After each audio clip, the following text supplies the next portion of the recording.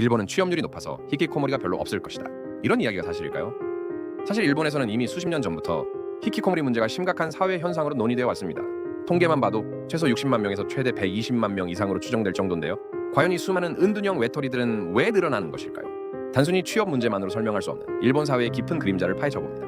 1. 히키코모리는 적지 않다. 수십 년째 이어진 사회 문제. 일본의 히키코모리가 적다는 말은 사실과 거리가 멉니다. 일본 정부는 이미 수십 년째 이 문제를 심각하게 다루고 있으며 최소한으로 잡은 통계만 해도 60만 명 이상입니다. 관련 단체나 언론에서는 최대 120만, 140만 명에 이를 것으로 추정하기도 합니다.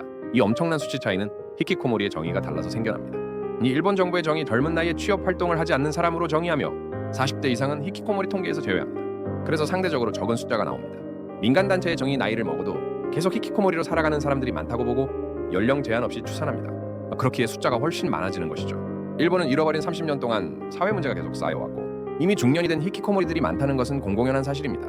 일본의 히키코모리 수는 선진국 중에서도 압도적으로 많은 편이며 우리나라와는 비교가 불가능할 정도입니다. 2. 취업률과 히키코모리의 상관관계는 없다. 많은 사람들이 히키코모리를 취업에 실패한 사람으로 오해합니다.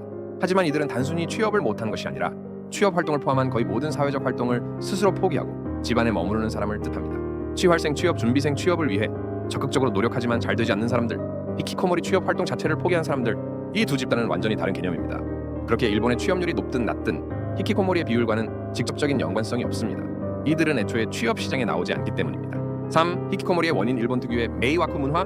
그렇다면 대체 왜 일본에는 이렇게 많은 히키코모리가 존재하는 것일까요? 일본 정부 학자들 역시 명확한 답을 내리지 못하고 있습니다. 하지만 그 원인 중 하나로 자주 언급되는 것이 바로 일본 특유의 메이와쿠미 후오 문화입니다. 메이와쿠 문화는 쉽게 말해 항상 남의 시선을 신경 쓰고 남에게 폐를 끼치지 마라는 뜻입니다. 이 문화는 질서를 잘 지키는 긍정적인 측면도 있지만 부정적으로 작용하면 네가 아무리 떳떳해도 남들이 너를 욕하면 네가 잘못이다 라는 극심한 사회적 압박으로 이어집니다.